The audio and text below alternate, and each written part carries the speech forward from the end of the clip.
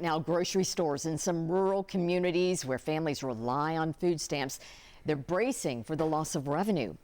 On Saturday, 700,000 Tennesseans are at risk of losing their SNAP benefits. 10 News reporter Olivia Degg spoke with a grocer in a rural East Tennessee community, and they say most of their customers do depend on SNAP.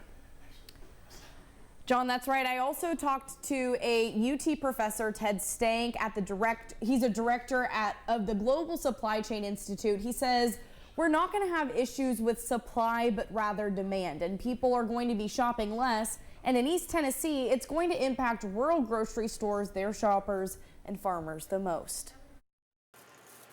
35,000 people in Knox County rely on the Supplemental Nutrition Assistance Program, or SNAP. Percentage-wise, though, some counties rely more than others. It's going to have a large impact, particularly in areas like perishables, where SNAP benefits really help people kind of bridge the gap. Ted Stank is a supply chain management professor at UT.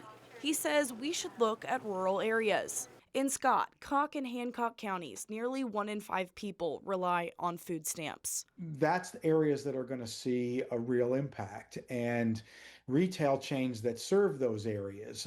He says a main percentage of SNAP goes to high-value items that perish, food like dairy, produce, and meat. They'll probably see an increase in inventory levels because they're not selling that. That food will spoil if it's not donated first. That hurts farmers who will see a drop in sales. Some counties around us that we have 20% of people that use SNAP. That's a fifth of demand, and if that drops off. He says families will swap to shelf-stable items. For our area, you would expect Bush's beans to see probably an increase in sales. But as far as the everyday person headed to the grocery store, I doubt across areas that don't have high SNAP participation, we're going to see a whole lot of cost change. I don't expect prices to go down either. But with no end to the shutdown in sight, he says the impacts could get worse over time.